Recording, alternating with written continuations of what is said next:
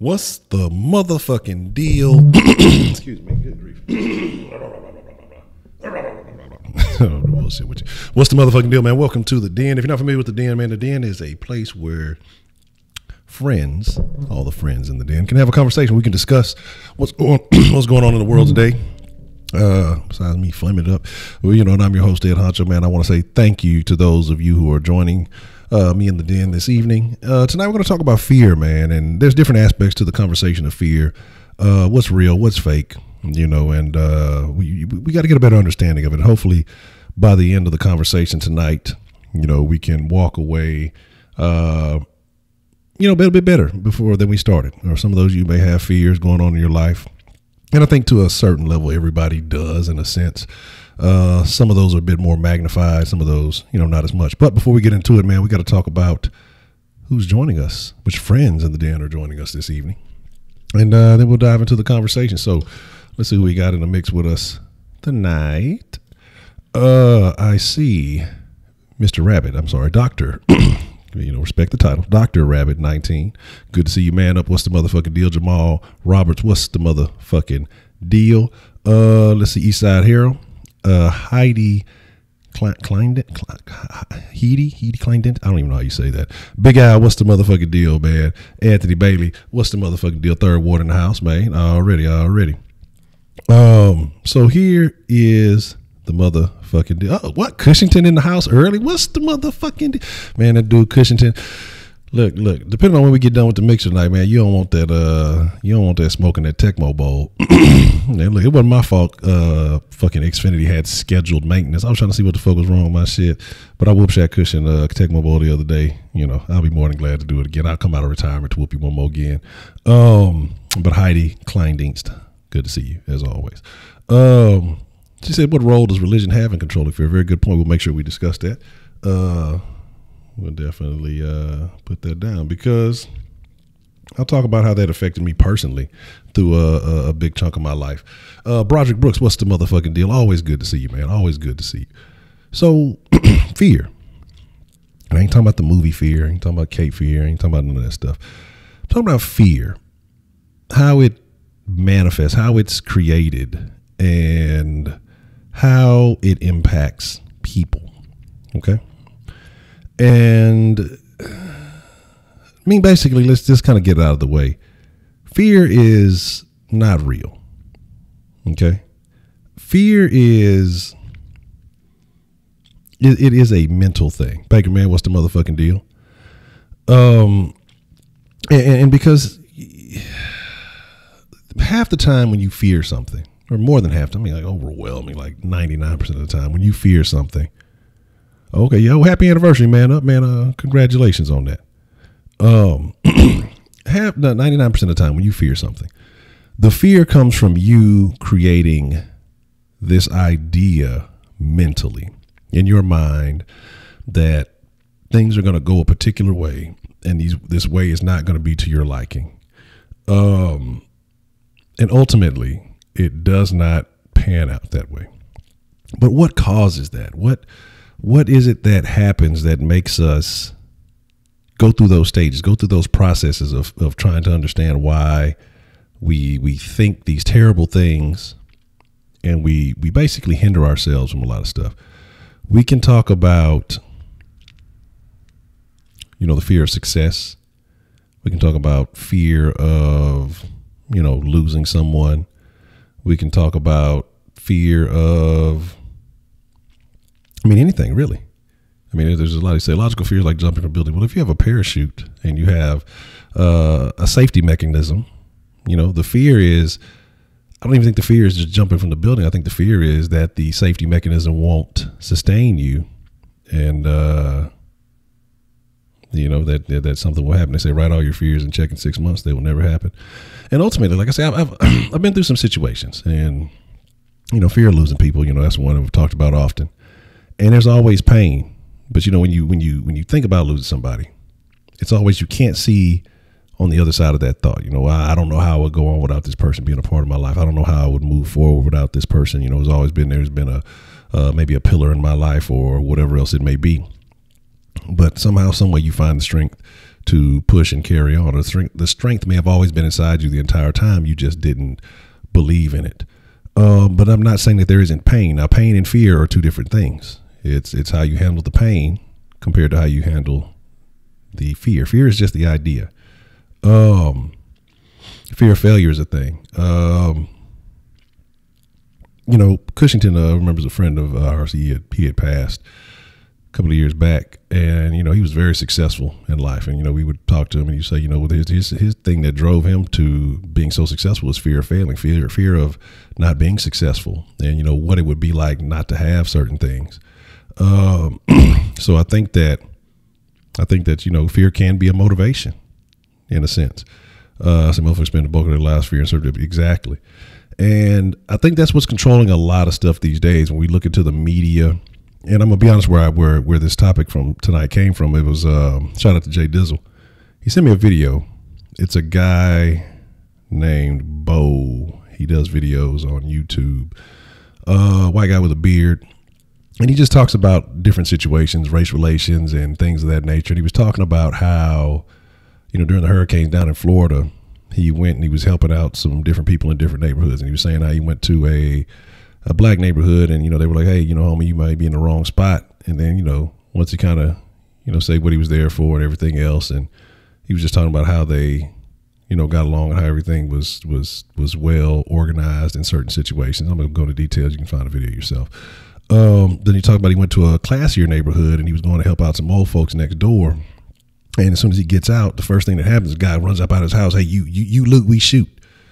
And, he said he got into an argument with the guy basically, and then he continued on doing what he had to do. And he, took the food to the old people. And he was just talking about how, the comparison of the guy. And then there was another guy down the way who had a tree in the road, and he cut the tree up. And the guy came out and started helping him cut the tree. This wasn't even his own neighborhood, but the guy came out of his house with a chainsaw, started helping him cut the tree. And the guy was saying, well, I was afraid to cut this tree because the government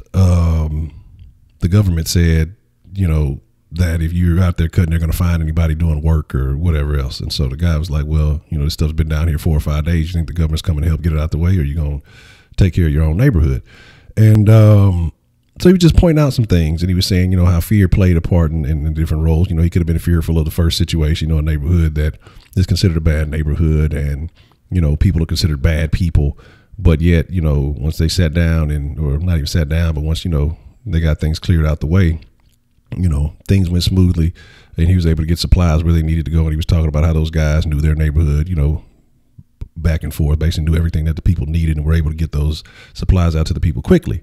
But then he talked about the fear of the guy who came running out the house talking about you loot, we shoot, because he'd been sitting in his house all day because they had power in that location, watching the news, talking about looters and all this stuff. So he's built his fear up of somebody coming and looting some property when it has nothing to do with it. He's so worried about that he didn't even realize that his neighbors next door, needed assistance because they didn't have food or water, because he's so fearful of what's going on the TV that he's thinking something's going to happen that's not real. Again, creating these false ideas in your mind. And then he talked about the last guy being fearful of, getting the ticket or whatever, because the government said don't come out of your house or not to cut the trees up or yeah. And so he was just like, okay, whatever, you can do that, or you can take care of your own shit, and he was just talking about how far America's come from actual pioneers. What if the pioneers of this country were fearful, to move forward or to build, or the people who've done, great things. What if they were fearful people, and, how we wouldn't have some of the things that we have today. But that's just a brief rundown. It's much more detailed than that. You'll look for it. I forgot what his channel is called, the Fifth something. I forgot. I'll look it up. For those who want to know, I'll find out. But fear, man, fear will cause you, like I saw somebody say, fear exists from inaction. And exactly, that is what happens when you're not active, when you aren't moving forward. A lot of people who are depressed or timid or whatever it may be, if you also go and look at these people, well, what's going on? It's a lot of inaction. It's a lot of nothing. I mean, honestly, it's a lot of nothing. It's a whole bunch of nothing. And that's why people who lack experience are going to be uncomfortable in certain situations. But when you put yourself head first in those situations, you experience those situations, what happens? The fear eventually goes away once you get comfortable doing those things. So fear is this false thing. again, you know, we talked about jumping from buildings, so someone mentioned earlier, you know, what about people who the first time they jump, they love it and they go back and they jump again? Where does the fear go? They realize it wasn't a real thing and they go back and they do it again and again. Fear is, and I saw somebody say false evidence appearing real. You say Trump just served the Clemson team fast food on silver trays. Look, man, I want some fried chicken on my silver tray. Goddamn. You know, just watch Coach Carter if you want. I've never seen Coach Carter, honestly. I've never watched it. Feeder says I'm afraid of Honcho is a bully. I'm not a bully. I'm a nice guy. I want the world to be friendly. But anyway, you know, but fear, man. Why do we create these things? Because it's a lack of information, and it's hard to know what happens on that other side. So that it motivates you in one direction or another. Either it motivates you in a positive way to make you strive for something to avoid that fear, or some people it makes them what's the word I'm looking for? Basically, not handicap's not the word, but handicaps you essentially.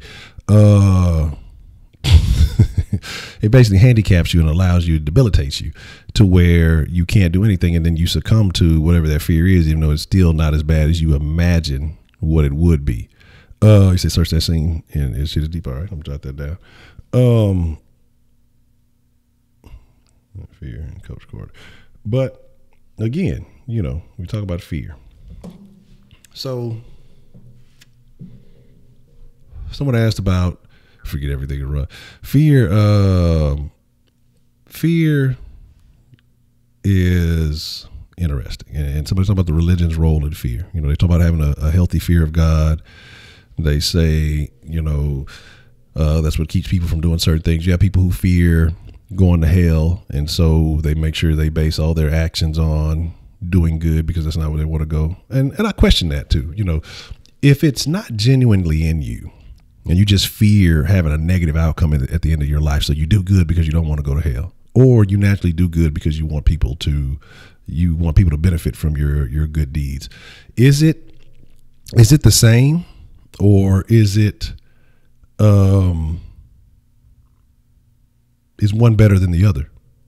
You know, if you're doing it because you don't want to go to hell, that your motive is selfish, I would look at it. But if you're doing it because you want people to be well, you know, is that a different, are you coming from a different take? Because we talk about that. I think Ernest had mentioned a while back when we talk about, you know, issues, problems within the community or with people or whatever. And if you're speaking on it from a good perspective, because you want to help a person, it's not the same as just talking about it, just to be talking about it to you know, degrade the downtrodden or people who believe they're victims or whatever else it may be. So I find it extremely interesting. But what we're going to do here a little bit in the den is I'm going to change up the format slightly. And not a big change, not a huge change to the den. But you know, normally I talk for about 30 minutes or so as we get in the den. But I'm going to start doing my damnedest to make sure everything is properly aligned and on time. Not to make y'all wait more than you know, a minute or so when we have the little pre-screen, you know, as we waiting to get in. So I'm gonna start getting in early on time, not have that wait going for too long. And probably about 15 minutes in, I'll speak my spiel, and then we'll open up the line much earlier so that you guys can, you know, be a part of the conversation. There's no point in having y'all waiting for a set time. You know, 15 minutes is still a set time, but for a set time, well, I got to talk for 30 minutes before I, you know, and get the conversation going, because ultimately that's what the conversation is about. It's about you guys. Like I say, the same thing, the friends of the den are why we have a conversation, because, you know, you don't sit down with your friends and just, well, let me talk for 15 minutes and 30 minutes and then you get to speak. No, it's about the exchange, the conversation. So like I said, I'll open it up and I'll continue to, you know, express my points throughout the stream. But so here in a minute, we'll open it up. And again, like I said, I'll let y'all, you know, put what y'all want to put on there. If you need fear to do good, you ain't shit from the jump. Give me Zaxby's, please. Yes, that is fear. Fear and love run the Western world. Well, LaBelle, you ain't lying. Fear is doing OB. Got 3 years left on that goddamn contract. Gave you power. What's the motherfucking deal? Wise, what's the motherfucking deal, man? So why do dogs attack people who are fearful? They can smell it.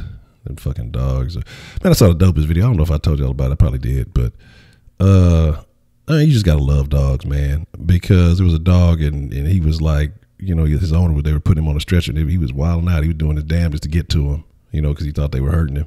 And he was running up on motherfuckers just trying to get to his owner. His owner was out of there, but he was still constant enough to kind of pet him a little bit. But the dog was not having that shit. He was not liking what he was seeing. But dogs are awesome. Said I'm gonna go to sleep, but I want to say what's good. Sleep is good. Sleep is very good. But I appreciate you coming through, James Harden. I know you had to drop to 57 on them, so you're tired and all that. So get you some rest, man. But I appreciate you following through and showing some love. So here's the deal, man. Give me just a second. Let me hook it up. I didn't even realize I ain't had that together. But I ain't gotta take the message. Just gotta plug it in. Plug it in. And then we'll open up the Denline, man. We'll take some calls and I continue to, let me fix that. Continue to spill my tape on the conversation. All right, give me just a second. Let me reboot that bitch just to make sure. For some reason, I don't know why the fucking, I don't know why the Denline phone, sometimes it don't want to do what it do, but sometimes it does what it does. Let's see. Why would they do that? That'd be the worst thing you could ever do, is trade Harden. There's nobody else valid in the league worth trading Harden. And as long as you got Golden State in the conversation, everybody's going to lose. But Golden State might not be it this year. But like I say, you got to give a man credit with nothing. The dude had basically was him and a crew of flunkies. And no Gordon, no Capella, no fucking Paul. And do it. Like I said, everybody's going to lose in the next few years. As long as you got that fucking situation at Golden State, it's going to be tough for anybody to overcome that. So, it is what it is. Again, the world's greatest. Heidi is just a hater, and we all know it. She's been hating on the twerk game. She's been hating on the NBA. It is what it is. If you got hate in your heart, let it out. All right, so. All right, everything should be, well, I guess I should actually open that bitch up, huh? All right, cool. But man, Draymond said what everybody knew. You know what I'm saying? Like, come on, KD knows he's a bitch. Like, KD ain't shit to me until he goes and he wins it. The motherfuckers at Golden State ain't shit to me because you ran and went to this man's house and sat in his den and begged this man to come join you. Like, what kind of man does that? I respect James Harden more than any of those dudes. Because when LeBron was a fucking free agent, I was like, I don't know, whatever that motherfucker want to do, let him do what he do. But, when he wasn't running the shit, I'm the fucking MVP. Fuck that nigga. He wasn't trying to recruit him and do all that extra shit, because he knew what that brings. But yet these motherfuckers go run, try to get the next best player that they can, who almost beat them, and he didn't beat them. The fact that he went, it's just like I said, it's a whole bunch of bitch shit going on in Golden State. Like, I can't respect none of them niggas. Denline. All right, there we go. So fear of losing. That's why they went and had a fucking sleepover at each other's house and fucking discuss how they were going to collaborate. You know what I mean? So he's only 29. Okay. 29 and quit hating. So here's the deal. Here is the dilly dally. Man, fuck 15 Curry. Anytime Curry won it, that was supposed to be a Harden's fucking trophy. When you have those assets around you, it allows you to do those things. Let him lose those pieces. Let him lose Clay, and let him take him a team without Clay, and you remove Clay and you remove KD, and then tell him to take that team to the championship, and then I'll believe in Steph Curry. Until then, tell him to make a run through the playoffs, and I'll believe in Steph Curry. Because that's what I say. Like, people don't realize Clay is a better player, in my opinion. If he shot as much as Curry did, I think you'd get the same fucking result. Clay is just as good as Curry, if not overall a better basketball player. Can actually play defense. But, nobody wants to hear that narrative. But again, this is not the sauce, goddamn. We ain't going to talk about that shit. Hey, if the stripper's happy, I'm happy. But so here's the deal, man. Again, fear. What is it? What is it that creates fear, and why is it such a powerful tool? Why can it make a person react in one of two ways? Why is it that fear can make a person change their life or make a person stay extremely stagnant in their life? We talk about a fear of success, and I know that's a weird sounding thing to people, but a fear of success is a very real thing. And the thing about that is, people who are in a comfort zone, they've been used to living a way for so long. Let's take this call. What's the motherfucking deal? Who we got calling into the den this evening? It's Edmund. Edmund.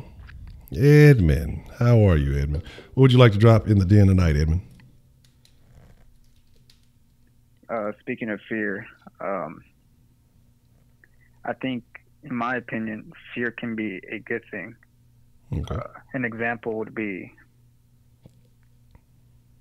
fear of, I would use fear to motivate me to get off the phone or to get off the couch and start studying, because I think of the worst case scenario. I think of my worst nightmare, which is, which can end up being, depending on government aid or being homeless. So I use that as a way to say, you know what, it doesn't kill me to put down the phone for a few hours and study, or, you know what, it doesn't hurt to go out into a library and stay longer than usual. And I think that's where fear can be a contribution and sometimes an aid for someone who maybe lacks the confidence or lacks motivation to consistently keep on top of their stuff. So that's my thing. Okay. All right, I can definitely agree with that. I can definitely agree with that. I think that there are good tools. Again, like I say, fearful of being put in a situation that can be stuck. I agree with you on that, man. I appreciate the call, man. I'm gonna speak on that. All right, bet. To kind of expand on this point, like I say, but it depends on how you respond to that fear, right? All right, man. Already. My thing is this. Definitely with fear, it can be a good thing and a bad thing. Think about how many times, especially you hear about it in Japan, and you heard about it here in America. Admin says he uses that to motivate him to study. What about those people who built up a career in one area their whole life? They fuck around and get fired, have a family. They go in and they wipe out their whole goddamn family. They go in, they commit suicide or murder suicide, whatever you want to call it, because they cannot deal. They can't even imagine what's going to happen now. They don't have a job. They don't have money. They don't have the resources to continue living the life they've been living. If they would imagine having to live on government aid or be unemployed or whatever else it is, like, Edman has said, maybe even homeless.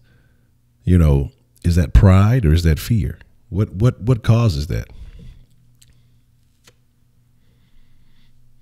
Because we've seen several instances, several instances where people have done that. I mean, do you think that you said they should imagine being in hell, but do you not think that in their mind that is hell, having to struggle, having to possibly be homeless, looking like old buddy from, what was that fucking, which movie was that? Was that Trading Places with, no, not Trading Places. Which one am I thinking of? I'm thinking of Life Stinks, I think. When that motherfucker took all this shit and hit him with the okey doke. What? I would love to live in Japan. Well, no, I wouldn't love to live in Japan, but I wouldn't mind, a long-term stay in Japan for a while, walk around. Oh no, you Gojira.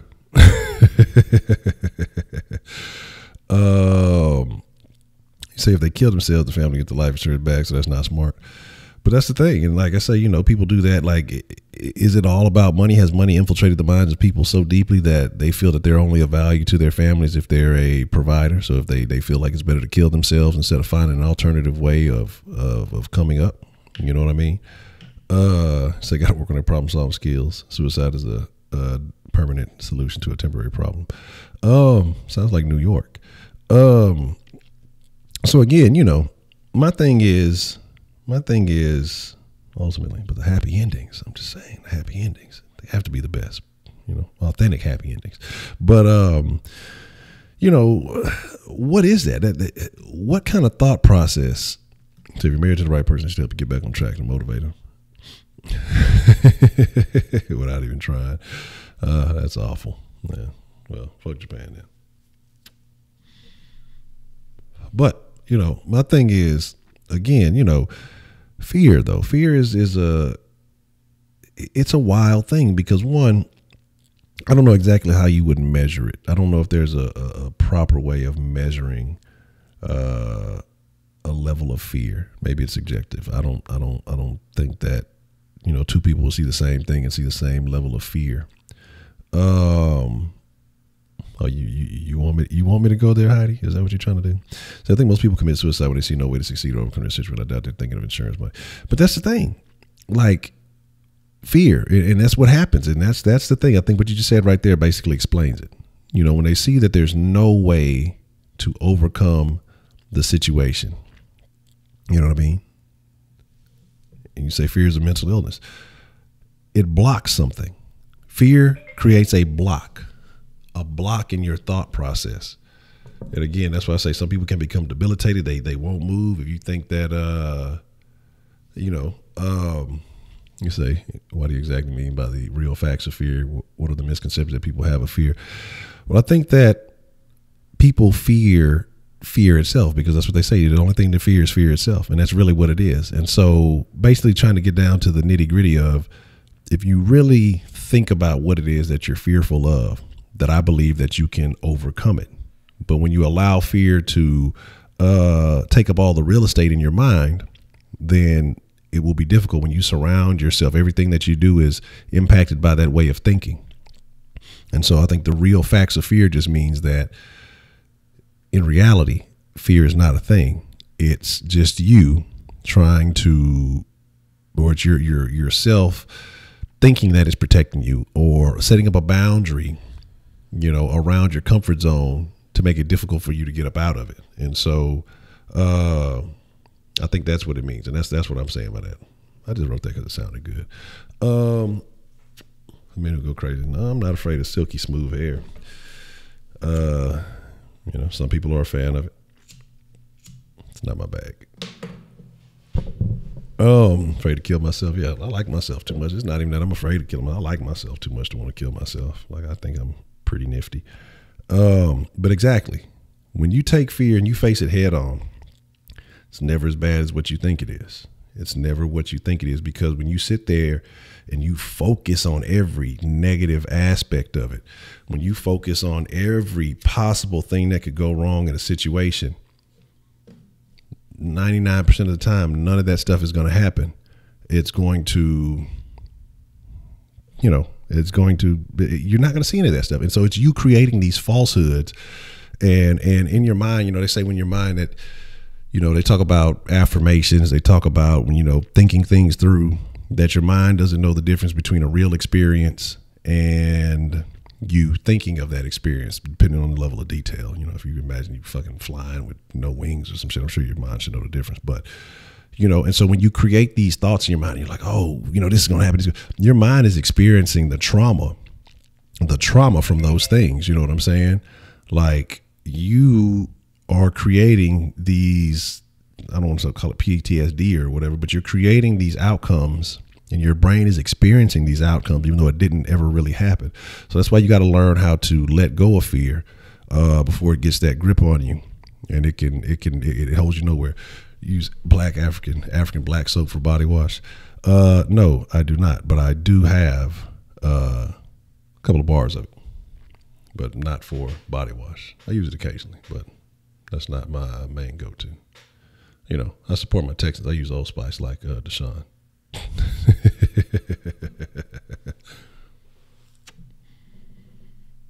No, I'm lying. I don't use Old Spice. But again, I use it from time to time. I use it mainly face wash and stuff like that to wash my face. So fear is essentially your own conscious mind. Exactly. It's your own mind hindering you from experiencing a new reality because you don't know, you're not positive, you're not for sure what could happen. It's your lack of understanding encountering the way you process thought. And then, you know, it is what it is. See, I was homeless after Harvard, never thought I'd be able to overcome something like that. I realized the side of value. Man, let me tell you, and like I said, I told you, man, I went through some shit. And when I say I literally lost everything, lost it all, you know, a few years back. Lost the car, lost the home, lost the dog, lost my lady, lost everything. Just lost it all. And it was just life having its way with you. And as these things were happening, and I tell you about fear, I was experiencing fear. Like, fuck, what am I going to do? What am I going to do? I'm trying to do everything within my legal ability to do, you know, what I could do to try to maintain. But again, background issues, problems finding employment, trying to get things. You know, I absolutely felt depressed because I was losing. I don't like to lose. You know what I mean? I was trying to do all the right stuff, trying to do all the right things, but I kept losing. What's the motherfucking deal? Who do we got calling into the den this evening? Hey, it's your boy Josh again, man. Josh, what's the motherfucking deal, man? What you want to drop on the den line tonight? All right, man. But about fear, man. Like you said, like you been saying, man, it's all. Most of the times, I feel like it's all in your head. That fear is just something that we can create fear, but at the same time, sometimes, like you say in your situation, sometimes you could put yourself in a situation that you could be fearful of it yourself. And even like my situation that I'm actually okay to go into it right now because I feel like it might help anybody, probably you or in the chat, about how you know, even like talk about school a lot and how everything was going okay, and then UH turned my life upside down. And I know how glad you're about that school, how you used to go there, but I told myself after this situation, the only time I wear a UH something is if I walk across the stage because I'm so mad at the school right now. And here's why.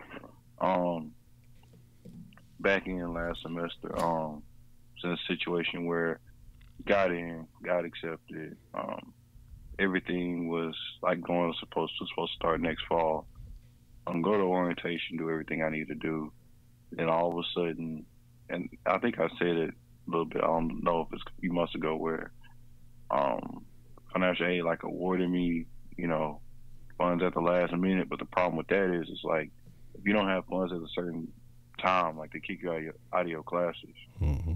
And so when I called and they told me, it was like, okay, didn't have funds. So I believed them.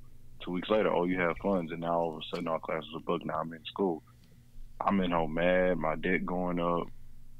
I can't go into school. I'm angry. I was to the point where dude would have committed domestic violence if he would have went outside. Like, I was so mad. I didn't talk to my friends. My family thought something was wrong with me. Like, I was just going crazy. Like, me didn't want to see me out in public at all. Like, I was angry for months up until like now because of that, because it's lost time, it's money. I mean, if you really think about it, I really lost about like $4,000 in free money because of that.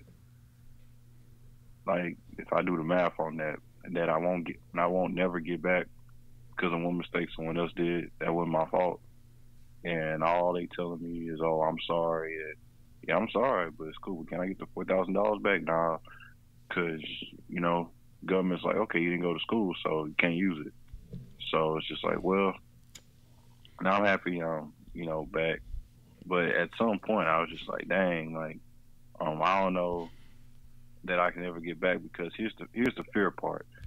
Due to that ended up happening, I ain't gonna lie, my grade slipped in the class, computer science class. It's kind of hard. I ain't gonna lie, but I was in something. But what happened is that now since grade that now since I didn't do well in that class, now I have to have a way better GPA just for me to get back to the major that I was gonna do anyway. So now I'm in school, but I'm not in the major that I want to be in at this current point. So now I went through a few periods like, man, can I ever do this? Because if I mess up this time, then that's pretty much it. Because, like I said, when you're already in a situation like me, when you already took so many credits, you can't really go back and forth anymore. Because anytime you do that, you lose credits, you lose money, you lose everything. Mm-hmm. So, it was just a lot, man. I'm slowly recovering. I'm being positive, doing the best I can, and we're just gonna see how it goes. No, man, it's gonna work out all in the end. Trust me, you're gonna get that GPA. You're gonna get that in the major that you want to be in. You're gonna look back on all this in the end and say, man, you know, all that stuff that I was concerned about, all that stuff that I was worried about, I overcame all of that. I can't really hear you, so I'm gonna hang up. All right, but that's a bit. All right, cool. Well, I'll put it in the chat. All those things that you were concerned about, now you're going to overcome all those things. You're going to look back, you know, when it's all said and done, like you say, when you moonwalking across the stage, you know what I'm saying, and and you moonwalking across the stage, and you're going to be like, you know, everything I went through to get this made it that much more worthwhile. And you're going to look at the next challenge in your life, because it's always going to be another challenge. There's always going to be a next challenge. There's always going to be a next challenge. And you're going to look at that next challenge in your life, and you're going to say, hey, you know what? You know, there was a difficult time in my life that I didn't think I was going to bounce back from, but I overcame that. Whatever else you put in front of me, it's going to be a cakewalk. I know what I have to do to stick with it and to knock it out. So, like, I have all confidence in the world that you will make it shake. Heidi is a Houston hater, but again, you know, so I have confidence in you, Josh. Like I said, I have all the confidence in the world that you'll make it shake. So you fear falling in love with the wrong bitch. And what causes that fear?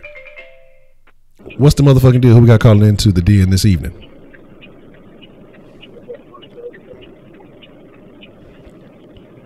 Hello. I don't know if we can hear. Hello, who we got calling into the den this evening? No, yeah, I barely hear you. It's real muffled. All right, I'm gonna hit you right back, bro. All right.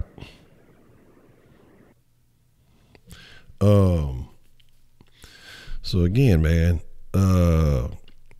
it's a tough road sometimes, but again, the journey is what makes life great. You know, sometimes you can't see it at the time, and sometimes you got to kind of, you know, you got to focus on a micro level. What's the motherfucking deal? Who we got calling into the den this evening? Hey, it's Ernest, bro. Can you hear me better? Yes, sir. Ernest, what you want to drop in the den tonight, man? All right. Yeah, three things real quick. Well, all right, on the aspect of fear. I'm going to throw it out there, and I'm going to come back to it. Okay. I believe it's three types of fear. Okay. Essentially. You got natural fear, you got healthy fear, and you got bad fear. Now, I just threw it out there so you'll have it when I come back, because I want to comment on what Josh was saying. All right. And I haven't been in his shoes like that, but when I went to college, bro, I made the dean's list. And how I made the dean's list was hard work and focus. Mm-hmm. Like, I really didn't have a life because I wanted to accomplish my goal. And I'm listening to his situation, and I think those couple of things that got me through can really help him get through. You know what I'm saying? So I just wanted to throw that out there, man. Hard work and focus. Like, block out everything that might be a distraction and just focus on accomplishing what you're trying to major in. But I just wanted to put that out there for him. And now on the aspect of fear, and I want to get your take on. All right, so the three aspects of fear. All right, the natural fear, which is normal, meaning, all right, you walking down the street, pit bull get off the chains, your heart almost jump out your chest out of fear. That's natural. You know what I'm saying? Ain't nothing wrong with that. We are designed that way. You know, there's certain traits that's put in as a safety mechanism. So the other aspect of fear that is the healthy fear. I would kind of associate this with nervousness, slight paranoia. You might be in a situation where something just don't feel right.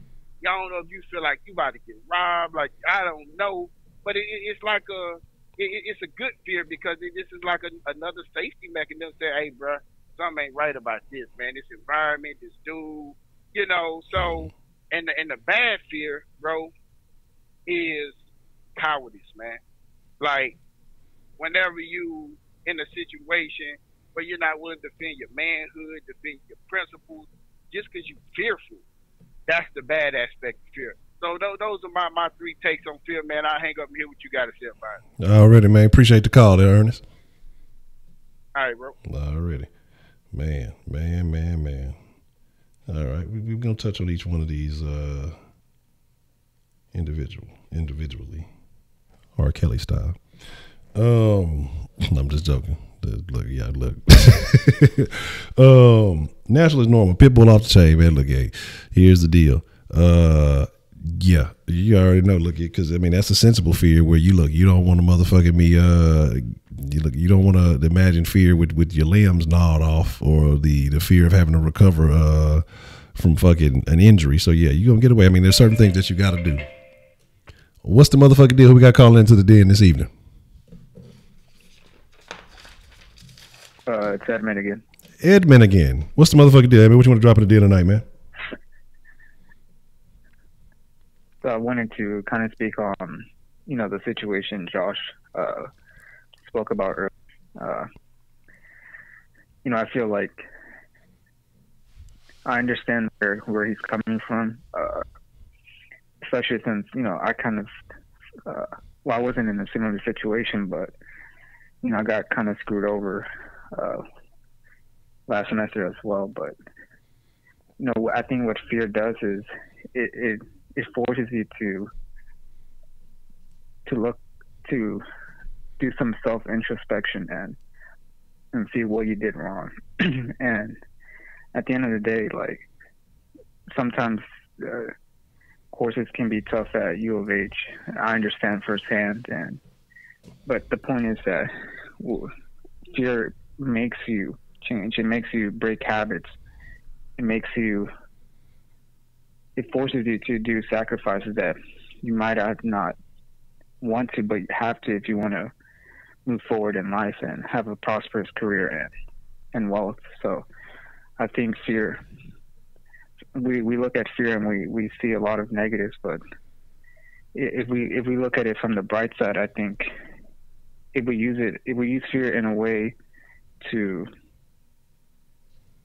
prosper ourselves to greater heights, then I think fear can be a tool that can be very efficient for a lot of people. So that's my thoughts. All right. That's a bet, man. Appreciate the caller, Ed, man. Using fear as a motivational tool to get to greater heights. If you know what it was when you were there, the fear of not going back to where you were can be a great motivator. I can understand that. I can definitely comprehend that. But I want to get back to excuse me, Ernest call, man. Like I say, the fear of the natural is normal. The pit bull. I agree with that. Healthy nervousness. Yeah, certain situations where. Let me take this call. What's the motherfucking deal? Who we got calling into the den this evening? Hey, Josh again, man. But I was just calling to thank Ernest and man for what they were saying before they got to your point, man. And about the fearful part, like I'm saying again, like I was fearful at first, but if I really had fear in me, like I'd be at, HCC doing what I need to do instead of UH, because like I said, it is an opportunity for me to get back to doing what I need to do. But I mean, before I was fearful, I'm like, man, let me just go ahead, take the easy road, take the easy way out, try to get back. But I was just like, man, you don't know what rules in place that will prevent me from doing that I don't even know about. And that's something that, when you transfer from schools, you don't know what you're getting into. You pretty much just going to have to get in it and just see what happens. So I was just like, man, you know what? Let me do what I know I can do. Let me make the best grades I know I can make. And let me get my life back on track. And that's what I'm doing now. So I'm just thanks for everybody that's supporting me, and I'll support y'all on what y'all are doing, man. Because I don't know what everybody else is doing. I'll support y'all on what y'all are doing. Already. That's what it's all. That's what being a friend in the den is about. Supporting each other. But I appreciate the call there, Josh. All right. Already. But yeah, man, and that's what I say. That's ultimately what it's about, man. Like I say, even though occasionally we have different views, different perspectives, you know, you can still support people. I support a lot of people I don't necessarily agree with because I respect, you know, what it is that they're trying to accomplish, what they're trying to achieve. Even if I don't agree with them 50%, 40%, I'm never going to knock nobody's hustle or never knock anyone's hustle. But the nervousness, paranoia, you know, something ain't right. And that's exactly what you must have to survive. That's also survival. I mean, if you're in a situation and the danger isn't apparent, but like I said, you feel that little tingling, you feel that, you know, this situation, the intuition bug starts crawling, and you just like, I don't know, man. I don't know. Something about this situation ain't correct.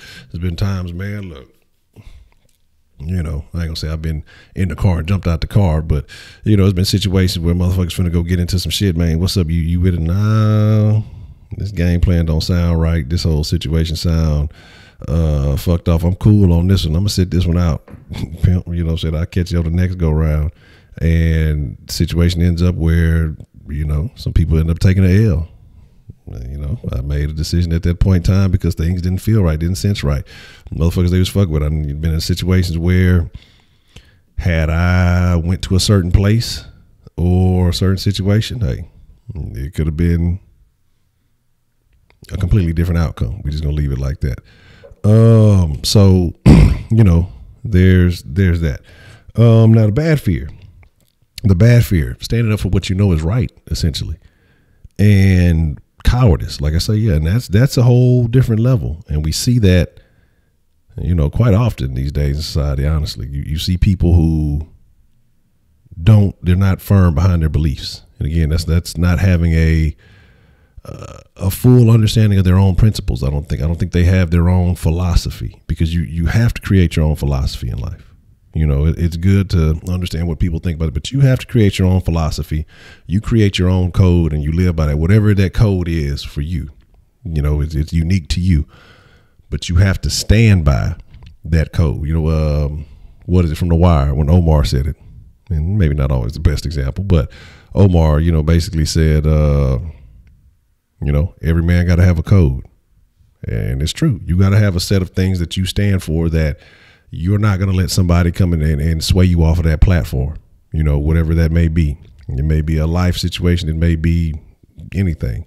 But if you're willing to get pushed off your platform, let somebody else stand up on it and tell you ain't shit, you ain't about nothing, what you talking about ain't shit, then I think that's a level of cowardice. That's when you start dealing with issues a little bit deeper than just fear. I think it's fear. It's again, I think if you getting pushed off, then it's overall lack of principles, you know, a lack of a code. So again, I think that, you know, it gets real deep on that end. But yeah, man, what Josh and Ed Man were saying about using it to get you on track, and Ernest also, when he was saying, you know,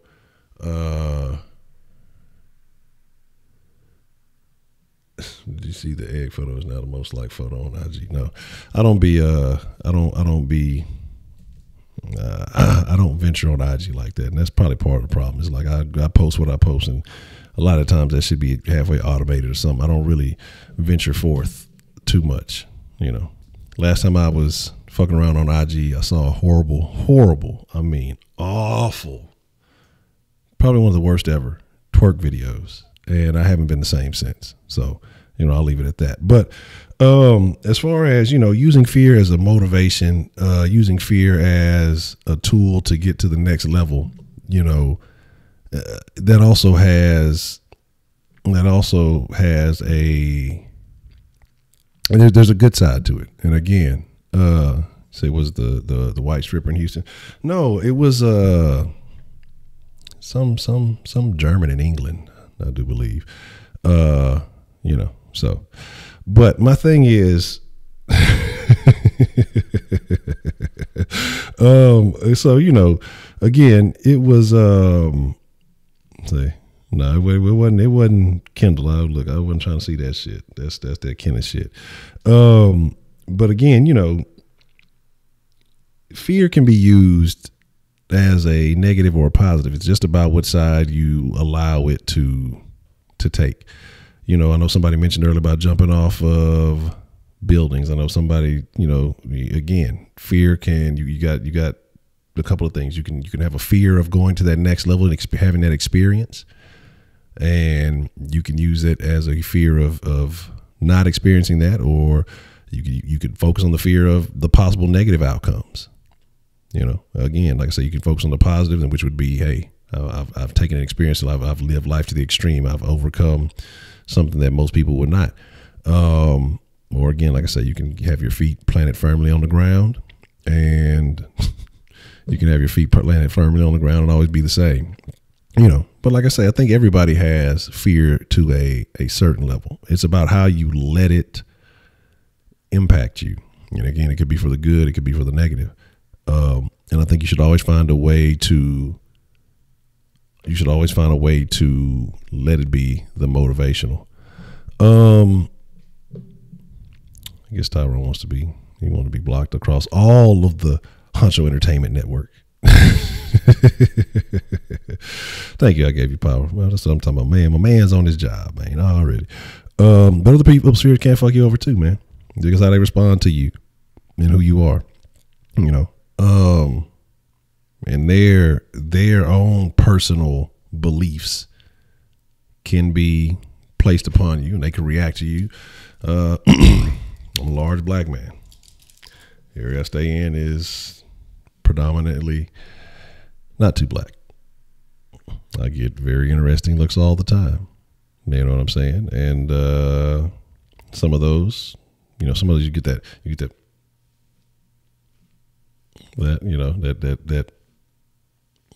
I don't look like too many people out here. Even the other folks out here who favor me don't look too much like me. But then you get those randoms who walk up to you. Oh my God, hey man, I fucking love your dreads. They're just so cool. Get you some, motherfucker. Goddamn. Look, what the fuck? Dread admirer. Yes, the painful smile. Yes, the smile that looked like that little dog in the picture. I hit him back with the same shit. But again, I don't care about that. But again, you see people get nervous. You see people get fearful. And again, if somebody is that in fear of something, because a lot of times people like that, they don't really interact with, if there's not around, and I don't blame anybody for that. If you're not in a situation, I'm not telling you, if you're not from an area, if you're from an area where there's not a lot of black folks, just you take your ass down to the hood right now and you go get acclimated with all the black people you can. I'm not telling you to do that. If you just from a place that you don't know and you believe the shit that they promote to you on TV, I expect you to react a certain way. I'm not mad at anybody for that. But you'd also have people who respond fearfully. Like you see some of these people who call or whatever. And the one that was worse to me that didn't get a lot of press was the Walgreens motherfucker. He was so fucking afraid. The dude in Chicago about the lady bringing back a coupon or something, that he ran into the back room and locked himself in the back room and called like, oh, that motherfucker there is the.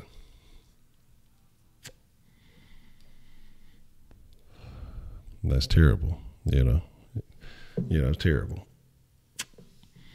Let me say, I know where the Denline location is. Huh?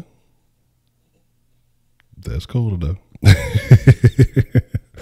Like I say, y'all could shoot for it. And that's all. I'll leave it at that. If you ever want to pull up where you believe it is, unannounced, go for it. So again, my thing though, like I say, is this. Don't let fear control you. Let fear motivate you. And I think that's That's the difference. The fear, when you take it and you approach it from the negative end, is because the fear is controlling you. When you look at it from the positive side, that's you controlling fear.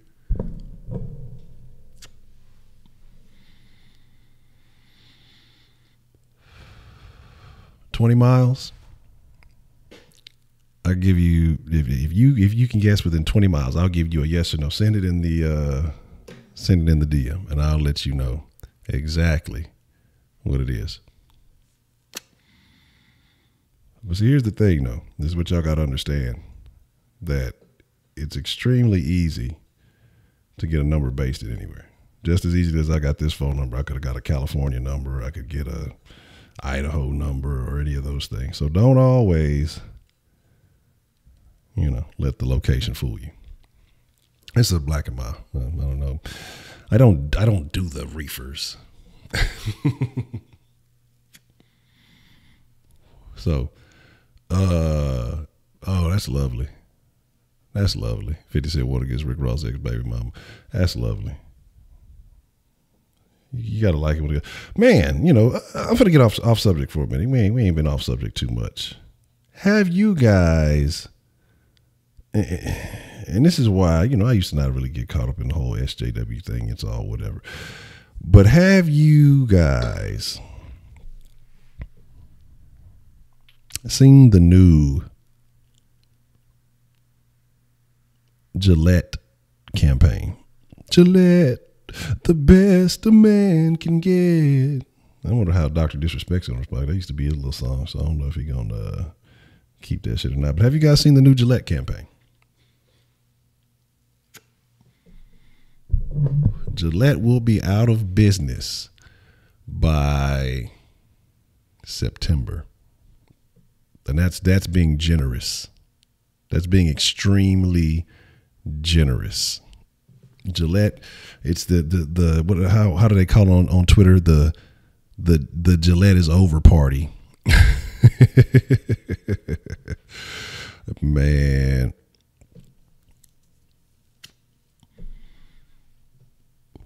The Gillette is over party. Yeah, basically telling men, they basically ran this whole thing. It's no longer Gillette the best a man can get, Gillette the best a man can be.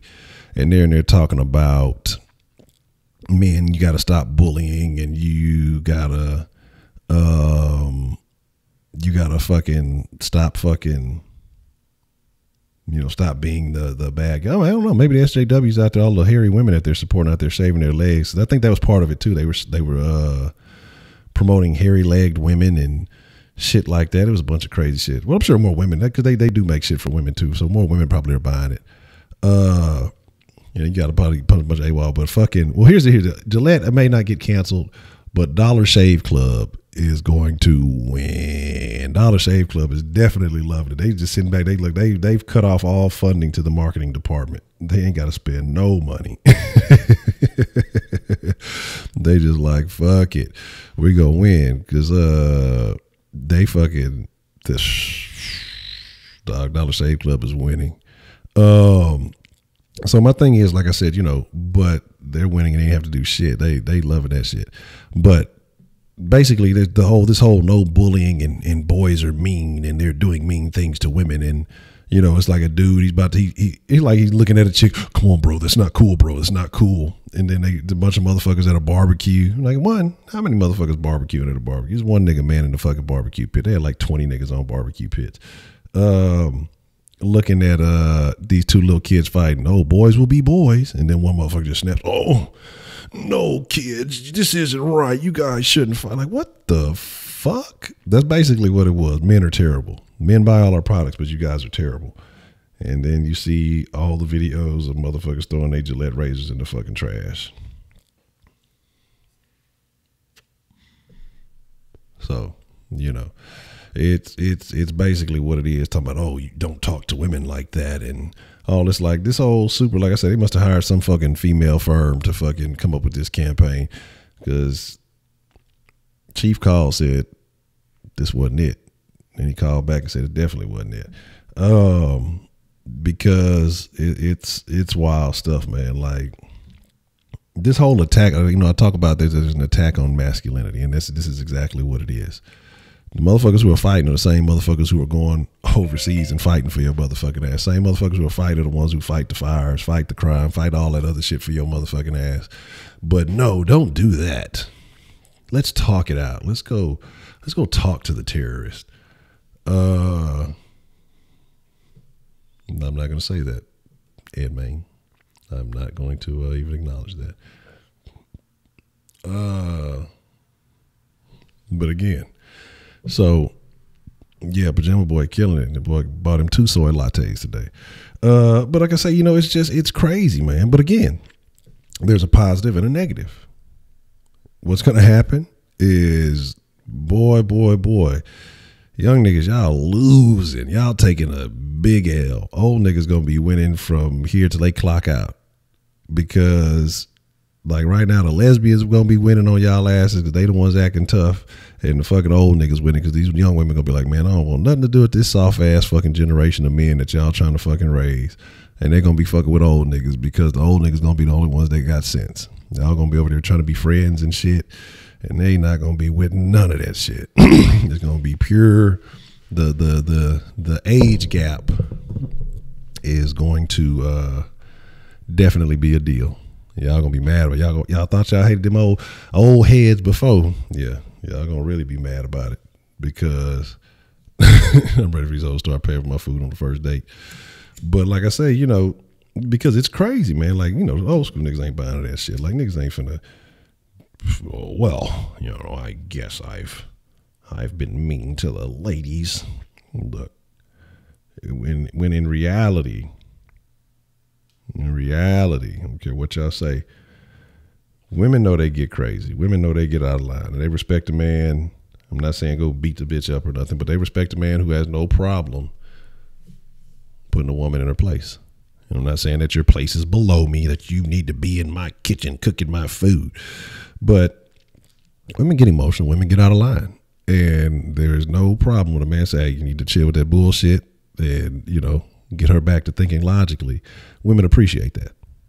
And so now that they tell you, accept all the bullshit and she's a queen because she exists. And nah, pimp, I ain't with it. I'm cool. I'm cool on that. You know what I'm saying?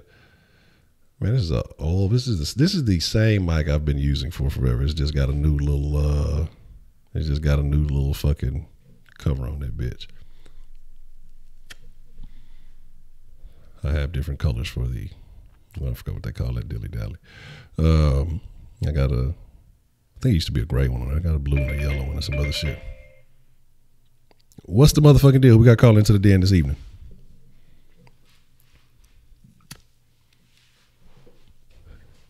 Hello. Who got called into the den this evening?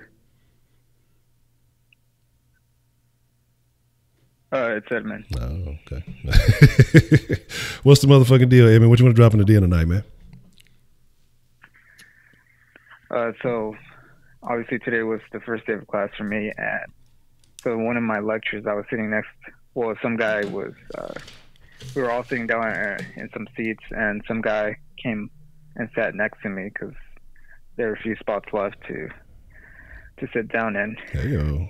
During the lecture, he just kept staring at me, and I'm not sure if he was, like, I don't know what his deal was, so I don't know if he had, like, feelings for me or whatnot, but, like, what would I do in that case? Like, do I tell him to, do I slap him? Do I just get out the classroom? Do I report sexual harassment? Like, how would I deal in that case? Edmund. Edmund.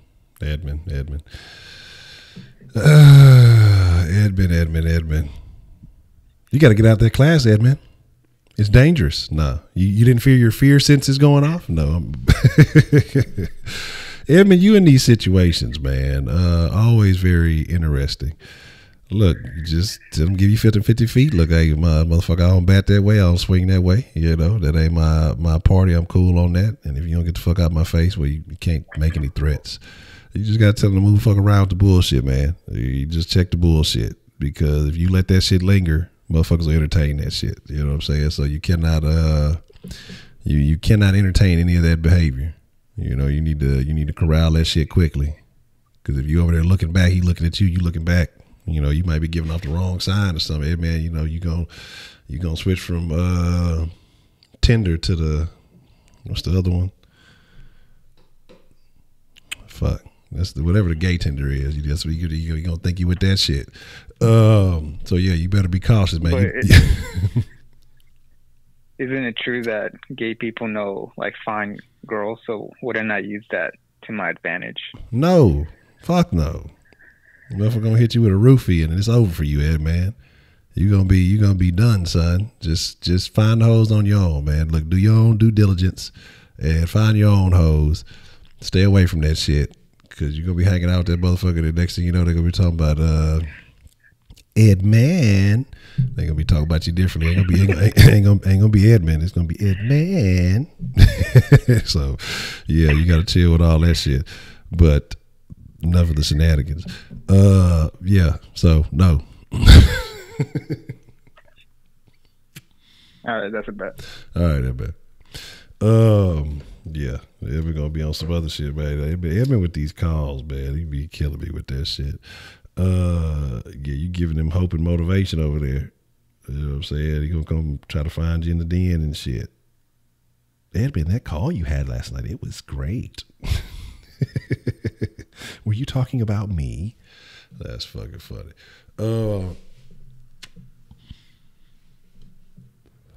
That's wildness. Let's see. Let me see. You say gay Tinder. Relating to tender acts, compassion, warmth, affection. No, that's awful. So can you talk about that you actually love what you fear? No, I don't think so. I don't know. I have no idea. I don't know what I fear. I don't, like I said, now I don't know what I fear. I know what I feared back then. And, getting through all that stuff and going through where it went and the things that had to be dealt with. It wasn't good, but it was nowhere near as bad as I had made it in my head. And so there's that. I'd rather be feared than loved with a pocket full of dubs. You know what I'm saying? Just got a McDonald's and pizza buffet. Wow, what the fuck is that? What's the motherfucking deal, man? Who we got calling into the den this evening? This is Ed Man's male personality speaking. Ed Man's male personality. What you want to drop in the den tonight, man? Okay, I can't hear you. All right. Anyway, Ed Man is real simple. If that motherfucker comes sitting next to you, say, man, bruh, you too fucking close to me, number one. Number two, all these other motherfucking seats we got right here, you want to come sit your ass next to me. Nah, man, you need to move around before you get moved around. That's all you got to tell him, bro. Just tell him straight up how the fuck you feel. And what the fuck you looking at like that, number two? And don't be looking at me like that, bro. I ain't on the menu, my nigga. Bro, nah, Ed Man, it's that simple, bro.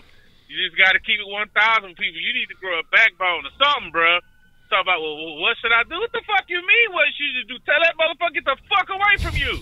I ain't finna leave. I was sitting here first. Get your motherfucking Fruit of the Loom banana loving ass on somewhere, bro. Don't come over here sitting next to me. It's Haynes around here, nigga. Fruit of the Loom section over that way. Don't come over here with that. That's how you handle it, man. Stop playing. Oh, my God. Oh my God. Fruit of the Loom banana loving ass. Boy, I gotta add that one to the repertoire. See, I was trying to be nice to you, man. I didn't want you to get kicked out of school. You know how the rules go now. You say too much, but hey, you may have to go ahead and lay down the foundation. You know what I'm saying? Next, it's gonna be one of them sitting next to you. Next time it's gonna be another one on the other side of you. You're gonna start noticing a pattern. You gotta nip it in the bud right now.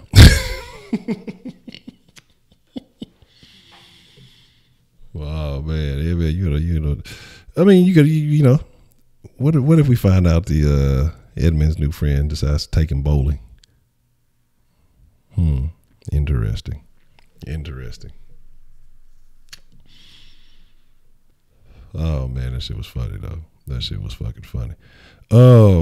But yeah, man, like you say, yeah, you really gotta kill it, man. You really gotta end all doubts.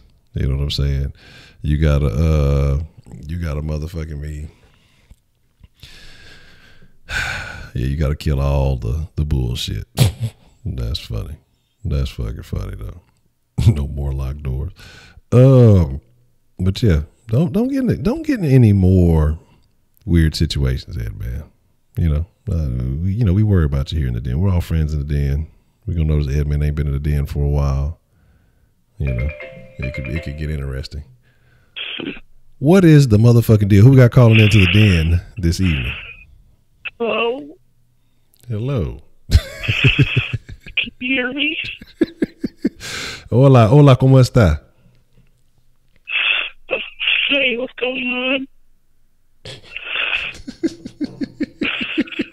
What's the motherfucking deal? What you want to drop in the den tonight, Sniffles? I'm just very scared right now. I saw your prescription. I wanted to join it because you're talking about fear. Yeah. So what can we do to help resolve your fears? I just want to say, I fear. I'm so sorry. It's hard for me to say this. Please don't judge me. Just don't judge me. Oh, you've already been judged, but go ahead.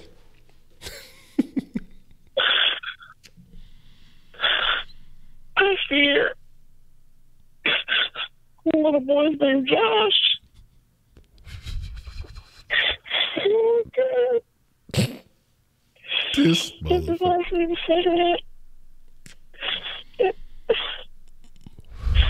I also want to say, I would advise you I fear a white girl named Heidi. Because I got no booty. I understand your fear. I can relate to you. Heidi's are known to be dangerous entities. Oh, shit. I also like to say, one thing I'm not scared of is whooping your motherfucking ass and take my vote, nigga. Bring your motherfucking ass on, nigga. I whoop your motherfucking ass all day long. Man, you don't want that tech. I'm already undefeated in the Tecmo Bowl, man. You don't want that action, man. You don't want that action. You don't want that smoke, nigga. You don't want the smoke, no spoon. Yeah, I will without a song go. You don't want to drama, nigga. What's going on, nigga? After the den, I said I'm done with the mix. I'll give you a couple of games of Tecmo Bowl after the den. Whoever want to tune in, since we didn't properly end the mixer, I will give you a couple of games of Tecmo Bowl so I can continue my undefeated streak. So shortly here, I'll be hitting you up, man. Nah, you just think gonna get some heat, take off like 3 years. Man, like I say, after the mixer, you gonna get that work. I hate that. Man, what's the update on the crab leg situation? Man, so basically, I took my ass to HEB today, actually, honestly with you, and I bought me 2 pounds of uncooked crab legs. And the difference in the two is significantly, it made me think a lot, smart guy. Shit, you know the word I'm trying to think. It was much larger than the size that I got from 2 claws. LA crawfish. Let me put them out there again. 2 claws. Do not eat claws. LA crawfish. Fuck them whole ass niggas at LA crawfish. They lie to you. They crack sauce go hard, but don't go hard to my mama's sauce. So fuck them whole ass niggas. Yeah. So I got different. Took a picture of the 2, and I sent that to the people at the waiter so they could see it. They said they want to see the difference itself. So, I could say 2 pounds with about, I want to say 8 to 10 claws in the bag with the cluster on it at the bottom. With a nice little fat chunk of meat. With 2 big pinchers, too. Not just the little bullshit legs, the pinchers. Okay. The front motherfuckers. So yeah, it ain't over yet though. I'm coming for them like how you would eat cornbread trying to get a booty. It's going down. Interesting. All right. Well, hopefully, I would like to hear how the. Say that again. This shit always be done. Shit. Yeah. Say as long as it's going and y'all can still hear me, I will keep on going. R. Kelly didn't do it. OJ's free. He didn't stab that girl. We just feared that nigga was gonna stab her. He didn't do it. Michael Jackson. I ain't gonna talk about Michael Jackson. But God damn it. Fuck Mike. Nah, fuck Mike. Michael's cool. But I got a question for y'all if y'all can hear me though. All bullshit to the side. If Tupac was still alive, y'all think he would still make music? Or would he be more of an actor? I think he would be more of an actor than making music. What do y'all think? I'm gonna go back to the den. Oh man, you see, you can't let niggas be. You can't let niggas be just talking crazy. Oh shit, I gotta check that video out. That's a very good question though. That actually is a pretty good question. I think he probably would have gotten to the movies. I think he would have probably gotten to the movies. I don't think you got to deal with as much that the bullshit that you got to deal with in the music industry as you do in the movies. I mean, there's some bullshit you're gonna deal with, but I think he would have. He might have probably did both, but I think he probably went more to the acting. Should have never gave niggas any. What? You ain't lying, boy. Niggas over here getting niggardly creative. But yes, I am the king of Tecmo Bowl. I forgot who Cushington picked up, but I played with Houston. I put up I had 115 yards rushing on him. You know what I'm saying? So out there, had my boy out there looking like Hop was snagging on him. I had my boy J Joe out there with the INT on him. So we get on some of that Tecmo Bowl action. On the mixer this evening. I'll run you a couple of games. Then I gotta get back to work after that. But he picked Kansas City. That's what he had. Okay. It don't matter. He picked the L. That's what he picked. So there's that. Yeah, the boy quarterback was out there looking like Bortles. So there's a updated version. It's still essentially the same game, but they just kind of updated it a little bit, made it a little bit more 3D, but it's still the same shit. Like pretty much the same damn game. Just some alternative characters and fucking they made it a little 3D-ish, but it's still the same. Everything else is basically the same. You only get them couple of little plays and all that other stuff. He tried to cheat me. That boy was over there practicing last night and shit. You know what I'm saying? I was gonna whip his ass again, but the fucking Xfinity in their maintenance schedule. So, but here's the deal. Here is the deal. What was that? Tupac was working with the feds. Oh, that'd be unfortunate. Be very unfortunate. But getting back to the thing, man. We're talking about the attack on masculinity, and it's very unfortunate because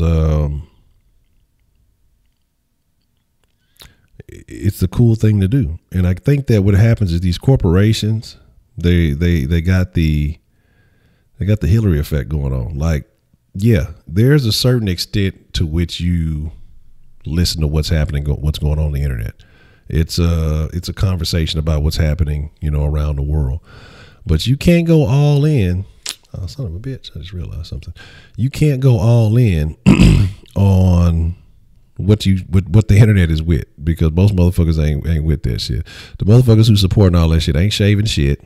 They walk around, man. They had like I said, at camp, and they had her, but she was hairy as fuck. I'm like, damn. You can think women, like, I know women get hairy. They grow hair on their legs too, but god damn, that bitch over there looking like Sasquatch. You know what I'm saying? I was like, I don't fucking shave my shit. I ain't got that much fucking hair on the leg. Like, that shit is is wild. I don't quite understand. I don't quite comprehend.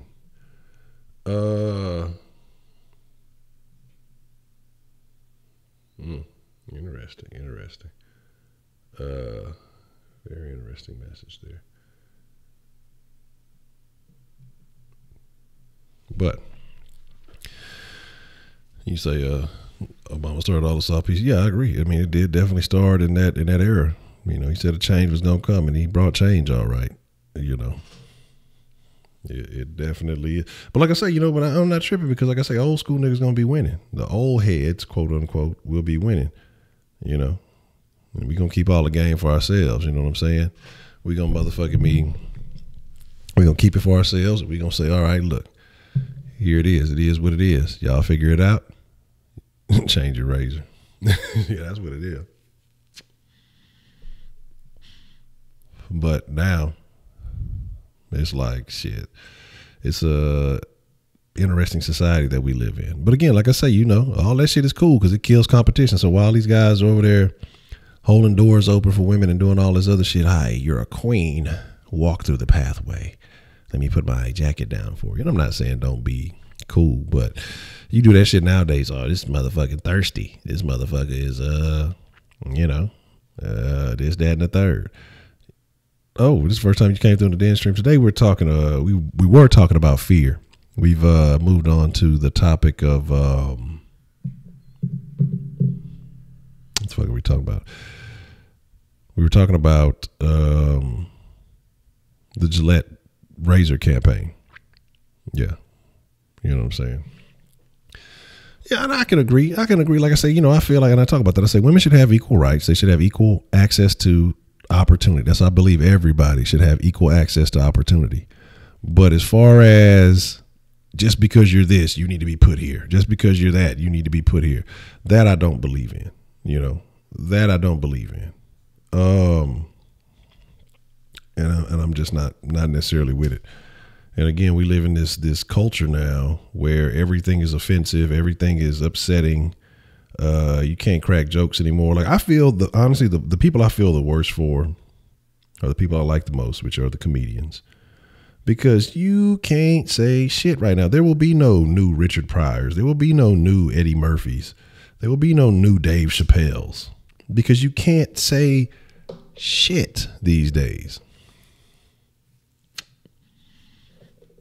You can't say shit these days. But what if I want the door open for me? Hey, you, woman, open this door. I need to step through it. But that's what's happening right now, is because you got a couple of things happening. Like, who was it? Who did an interview the other day? Yeah, Bernie Mac. Like, let's be realistic, man. And I know we talked about comedy. We probably talked about comedy a while back. I don't know if we've talked about comedy since I've changed the Den from the Kush Den. I got to go back and look at what all we've talked about. But we need to talk about that soon, because I'm a person, I love comedy, man.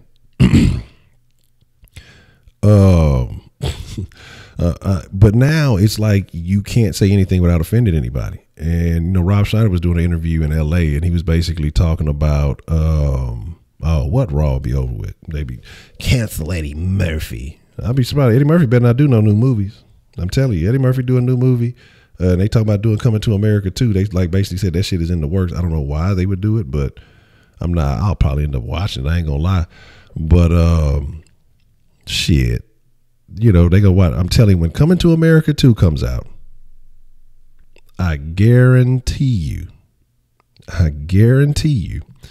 somebody's gonna try to bring up Raw and talk about, well, Eddie Murphy, he never apologized for the stuff he said about the gays. He made gay Mr. T jokes.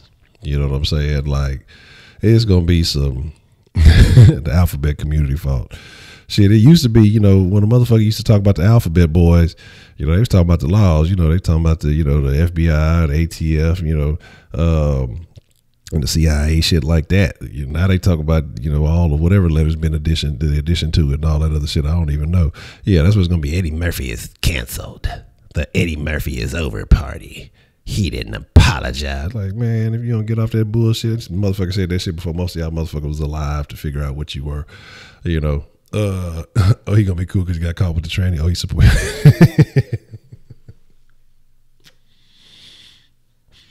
Eddie Murphy is an ally. You know what I'm saying? Craziness. What are you talking about? Coming to America 2, all black cast. It's just gonna be Eddie Murphy playing everybody in the damn movie by himself. Ain't no other co-stars. It's just Eddie Murphy doing everything by himself, as always. I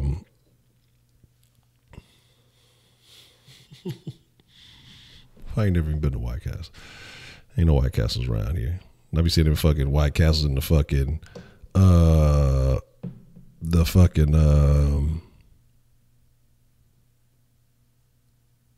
little frozen burger section and shit. I'd be like, I wonder if these are as good as they are in the restaurant. Harold and Kumar enjoyed them, but I don't think that I don't think it was the same. So sexual chocolate, they got, I don't know what's happening in the movie, but sexual chocolate will make an appearance one way or another. Got to. Like, this is the way things work, because everything nowadays is nostalgia and PC. So, you know, bring back, like they brought back all the little old video games, so they're gonna bring back all the little shit from the movie. You know, so they gonna trust me. It's gonna be, they're gonna make sure they bring back all the stuff from the original. You know what I'm saying? They expect it.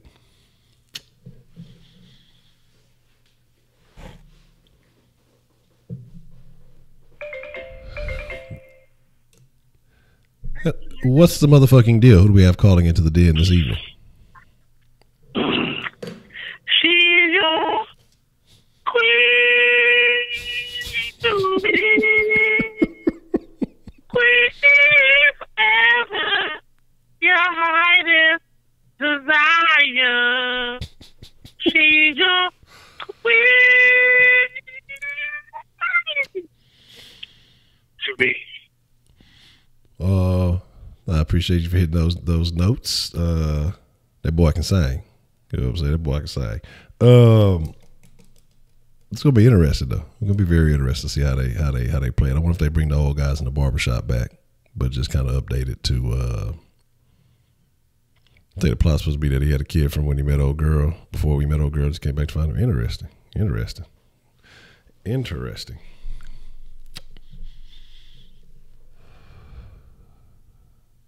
Mark here said, "Fuck the Rockets, bear hit him with a chain." Ain't that a bitch?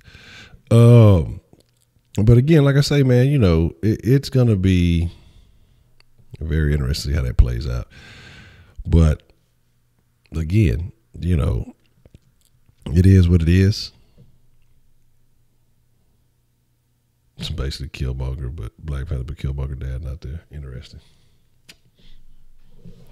Fucking Arsenio still excited about the cheese in the green room. So, you know, there's that. But again, like I said, it's going to be interesting to see what happens. I'll watch it. Like, I definitely will watch it eventually. Because obviously I'm going to watch the movie and be watching that shit late as hell.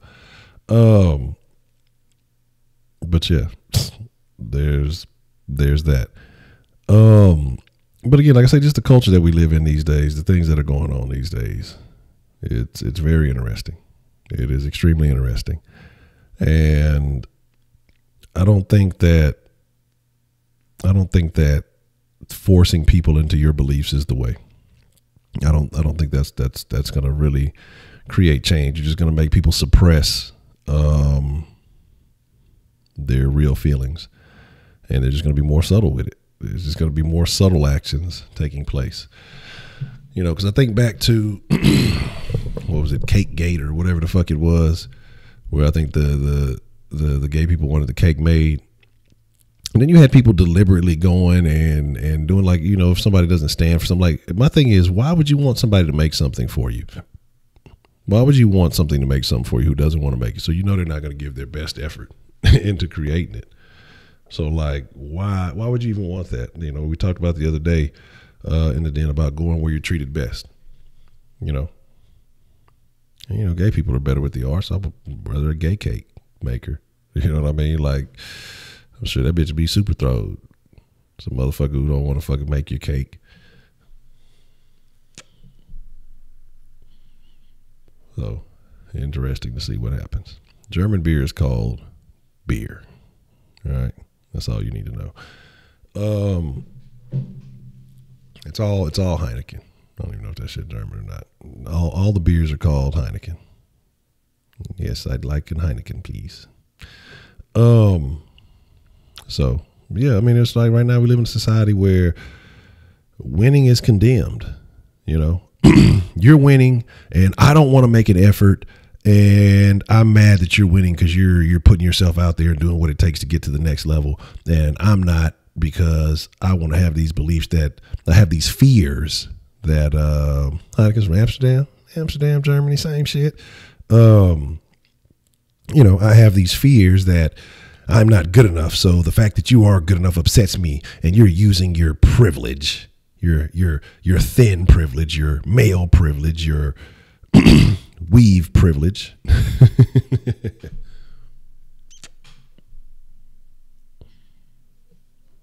You said they found out the gay couple sought out, someone would refuse. But that's my thing, man. And that's why I say, man, it's hard for me to get behind a lot of causes. I saw some shit. Somebody, like, it was some gay chick. She made like this big ass fake post, and she ended up getting like a bunch of money from it. Basically, talking about one of her neighbors posted this sign on her door talking about you're gaying up you're making the neighborhood relentlessly gay because you have these rainbow lights or something outside of your house. And so she started like a GoFundMe or some shit to basically to get more lights, and that motherfuckers donated like $40,000 to this shit. You know what I'm saying? I'm like, what the fuck? What the fuck is really going on? $40,000 to gay up the yard. And so basically they found out that she wrote the shit because what they did, some research, that her post was written the exact same way that letter was written, and a bunch of weird shit. So they figured out it was her. You know what I'm saying?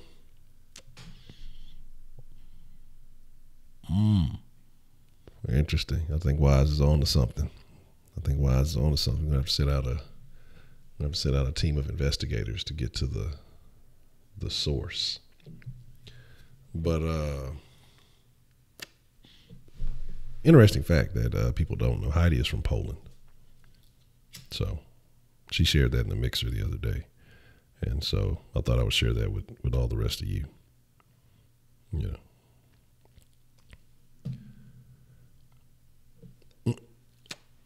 About to start a GoFundMe for something. Shit, all you got to do is put some kind of fake social justice cause behind it. People will donate. Obviously. I mean, that's where it is these days. What's the motherfucking deal? Who we got calling into the den this evening? Hey, Honcho, this is Ernest, man. What's up? Ernest, what's the motherfucking deal, man? What you want to drop in the den tonight? Yeah, I got something a little off subject that you had said back in the South about including MMA. I was wondering if you heard anything else about it, man. Man, I gotta reach out, like I said, because I got a couple of folks. Like I said, I fuck with MMA off and on, but I'm not adept in the subject. I know Scrooston fuck with it a lot. Like I say, so like I said, I'm gonna try to link up with him and just try to start bringing more to it when some big matches come at least. I know I'm starting to get with Wink, definitely drop some more boxing talk, because I know Garcia and Spence should be coming up real soon, and that's one I can't wait to see. I think Spence gonna beat the brakes off that boy. So yeah, like I say, I was talking about in the sauce, that I'm working on some things, because I want to, the way YouTube works and trying to get the right format. I want to be able to do some things differently. But like I say, I'm gonna roll out that plan sometime this week, basically kind of explain how I'm gonna change some stuff up so that we can cover more topics and things like that. But definitely want to bring more conversation to the table, not just all Texans. Right. Because I just wanted to add in there, man. Like, personally, bro, like that's what I be on Texas. Well, football in general, Texas specifically, but MMA, bro, because it's a lot of moving parts in MMA. Like, this is just me. I ain't throwing no shade at boxing, nothing like that. Boxing is the foundation of it all, Mm-hmm. But MMA, bro, they like the UFC just got a new deal with ESPN. It was groundbreaking. It's never been done before that type of deal. Yeah. So, and also I believe, bro, like, You know, MMA is the future, man. You know what I'm saying? Don't get me wrong. Boxing gonna always be around. Boxing is like wrestling. Like, I don't care how unpopular it get, bro. It ain't going nowhere. Yeah. You know what I'm saying? Yeah. But yeah. So anyway, I just wanted to touch on it because, you know, personally, I'm looking forward, you know, to the MMA talk, man, because, you know, it's a lot going on in that world. But anyway, that's what I was talking about, Honcho. Appreciate it, man. Alrighty, man. Appreciate the call there, Ernest. All right, bro. All right. Yeah, like I say, we definitely gonna get some things going. Like I say, man, just y'all stay tuned. I'm working out the fine details, but it's definitely time to turn the sauce up a notch. You know, just a lot of things I've been thinking about, and you know, especially after having a conversation with someone in particular the other day. You know, I went to sleep on it. It's been on my mind, you know, the last at least like week or so. Just, it's really time to take the sauce. It's time to take the sauce to the next level, man. Like, there's so much opportunity, so many other things that we can be talking about, excuse me, that can open up that conversation. That it's just time to put a little bit more into it. It's time to put a little bit more into it. Like I said, I'm just working around other things, but it's definitely time to have those conversations. Persuasion, what's the motherfucking deal, man? What's the motherfucking deal? Good to see you. What's the motherfucking deal? Who we got calling in to the den this evening? Hey, Honcho, this Ernest again. Ready? What you want to drop in the den, Ernest? Yeah, I was listening to what you were saying when I hung up, and I believe, bro, that you know how when we talk Texas on the South, you get some passionate calls and all that. I think it'll be the same, bro, for like MMA, you know, people that's in that boxing, people that's in that world, or any other, you know, sport in that regard that people just passionate about. So I just want to say, personally, I do agree with you, man, that it can only enhance it, because at the end of the day, it's a lot of things going on that a lot of people care about. You know what I'm saying? But anyway, that's what I want to say. All right. Appreciate the call, Ernest. All right, bro. Already. And I agree, man, because I did definitely look, when it comes to that box, I know boxing, man, when it comes to fights, people get real into it. People be swear they get into the ring. As I said, I be having to cool it when I don't know, that's why I used to go out in public on fight nights and shit. But it be times when motherfuckers get a little bit too excited. Motherfucker get a little too excited, damn near get in trouble. What's the motherfucking deal? Who we got calling in on the Denline this evening? YOLO. I don't know if you can act like I can hear you. Yes, we can hear you. I got boxing all day long. No disrespect to MMA. I like to watch it. You know what I'm saying? It's good, but MMA is all about fighting style. You know what I'm saying? Boxing is more about talent and stamina. MMA is boxing style. You know what I'm saying? Whoever comes out the first right style is going to win the match. Plain and simple. Really, I want to say is never talk down on boxing though, because my nigga Craig Baker will knock anybody out inside the room right now. And on top of that, y'all want to argue about some boxing? I guarantee Broner knocked out Pacquiao. You heard it here first. Broner over Pacquiao. Fuck Pacquiao. I said it, damn it. Argue. Fight. See. Broner over Pacquiao. We'll jot that down. Already, I gave you power. Appreciate it. That's funny. That's super funny. Here's the deal, though. Here is the deal. We're gonna get ready to wind it down. You know, because what I know is definitely about to get knocked out is me with a victory over Shaq Cushington on the Tecmo Bowl. I know that much. But you say you got hold on, let me run back because Chris said I've been offered apparel committee chair for my group. Oh, that's what's up, man. That's dope. Man, let's make that's what's happening. I'm interested, man. Show me some of the designs and things you come. Man, we gonna still collaborate on something. Like I said, I'm finally got some of the problems fixed on the site. But like I said, I was working on it last night, and then fucking the Xfinity shit went out. I'm gonna get back on it tonight and try to get all that shit wrapped up, and then definitely start presenting some new designs and some things like that. Have some new options. That's why I say ever since I've kind of been looking at a different company to go with, as opposed to what I used to go through with the Saw shirt. So definitely. What's the motherfucking deal? Who we got called into the den this evening? Hey, it's Ernest, man. Alright, Ernest, what you want to drop in the den tonight, man? What's up, Honcho? You can hear me? I can't hear you, bro. I'm gonna hit you right back. All right. I don't know what be going on with the den. Denline do what they want to. Denline want to act right. Sometimes it act right. Sometimes that bitch be tripping. You know what I'm saying? All right, hopefully we act right.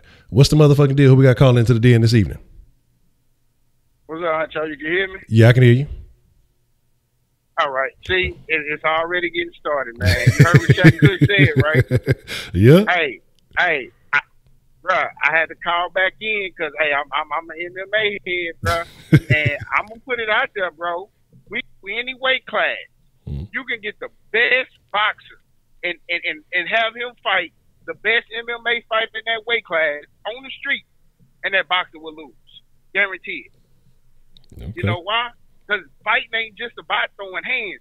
When that MMA fighter kick him in the rib or knee him in the face or put that wrestling on him, put him on his back, he going to be like a fish out of water. But that's what I got, Honcho. All right. I bet that. Appreciate it, artist. All right, bro. Already. That's what a fish out of water. You know, and they can say fighting is, you know, and that's the thing. Fighting is, what do they say? Styles make fights. Depending on what your style is in a street fight, it may be a different outcome. You know, don't come into a street fight with the windmill. You know.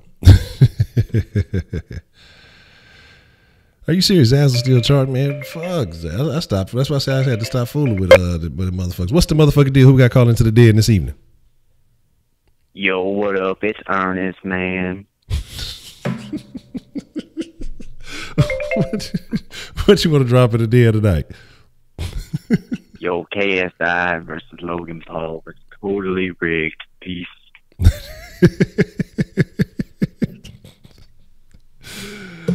Oh my God. What's the motherfucking deal? Who we got called into the den this evening? Ernest, why you always want to argue with me, bruh? Don't argue with me. Leave me alone, bruh. God dang. Only thing we had to call back in on you.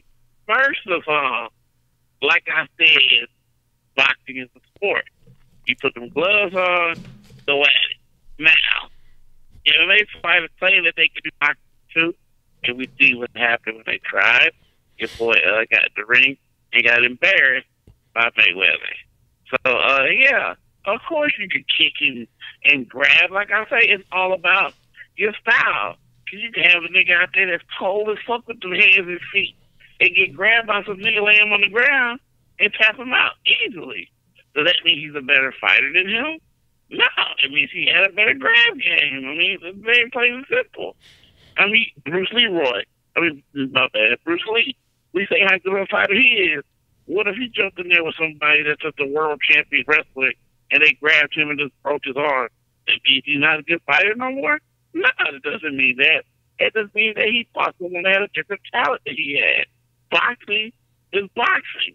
It's all about the same talent. You go in there and y'all practice, you do the same thing. That's why I say it's better. Like I say, no disrespect to MMA. I love MMA. I wish they would get Dana White about it because I think he controls and makes some of this shit boring. But on the other side, like I said, Broner is going to knock out Pacquiao. Fight me. I said it here first. Man, I don't think the dance finna end anytime soon. But yeah, I saw Josh asked about the Gillette ad. Yeah, I saw the Gillette ad, man. We talked about that briefly. Yeah, it's some tomfoolery and some shenanigans. I saw somebody say that, so I dropped that in there. We'll get into the mixer here shortly. I'm waiting a couple of minutes just in case any replies or retorts need to be made to any other calls and commentary. Destin came in, so we will see. I'll give it a minute or two before we get ready to wrap it up. And yeah, so oh man. You get no credit for picking them in. She didn't do that. I'm telling you, Heidi be photoshopping them pics. I've never seen them in the stories ever in my life, and then all of a sudden they pop up on a timeline looking all kind of photoshopped. I've never seen it in the story personally ever. So that's all I'm saying. Y'all can take Heidi's post pics if you want to, but I've never seen it. I've never seen it. I ain't seen it. I don't believe that shit. But yeah, man, like I say, Zazzle, I had to stop fucking with Zazzle because I'm gonna be honest, like from all of the stuff, the way Zazzle operates, man, like I didn't even really make shit off the fucking Zazzle. So it was cool though. You know what I'm saying? I'm just happy everybody got mugs and shit like that. But I sold a few mugs off of fucking Zazzle and ain't get shit out of that. So I stopped fucking with Zazzle and started going somewhere else because that deal is not a deal. So, you know, it is what it is.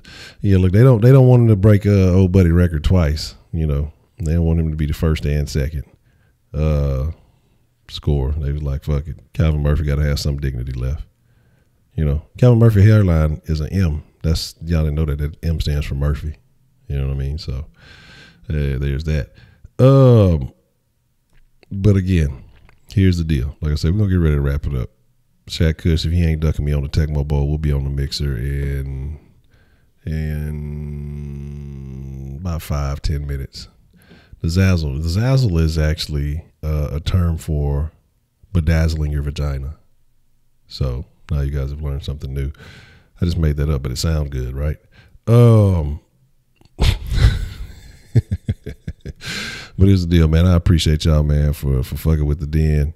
We'll be back at it tomorrow, you know, same den time, same den place. Den at 10, sauce at 7.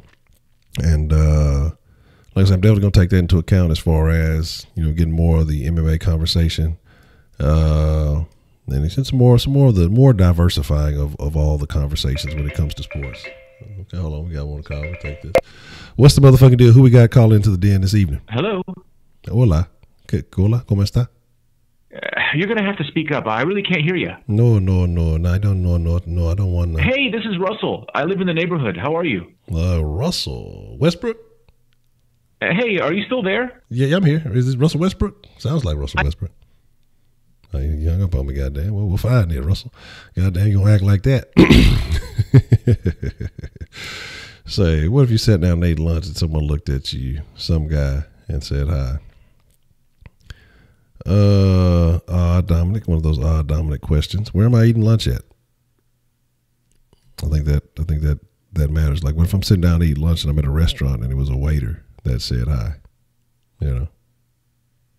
So I'm trying to figure that out. So, you know, you let me know. That's a whole different situation. Very odd stuff. Very odd stuff there. What's the motherfucking deal? We got called into the den this evening. Yeah, hello. Hola. ¿Cómo está? Yeah, I'm wanting to make one order for pizza delivery. Man, you got the wrong number. No pizza here, player. It's not delivery. Yeah, I live on 245 2nd Street. It's not delivery. It's DiGiorno's. What's up? So I'm wanting to get 3 extra large pizza, right? No. I got one DiGiorno. That's all I got for you. All right, man. We gonna call it a wrap on that. But like I said, I appreciate y'all, man, for fucking with the den, and appreciate y'all for fucking with the den, man. Like I said, we be back at it, manana. You know what I'm saying? I appreciate all y'all. But I'll be over on the mixer, whooping Shaq Kush ass on Tecmo Bowl about 5 minutes here. So hopefully Kush ain't ducking me. You know how you do. You know, you be talking about, oh, he gone, he ain't got time for this, that, and the third. But it's all good. I got batteries in the mouse tonight, so we can exit the scene properly. No Kenneth this evening. So y'all be cool like y'all be cool, man. I appreciate y'all for coming through. Now it's time to cut off the TV.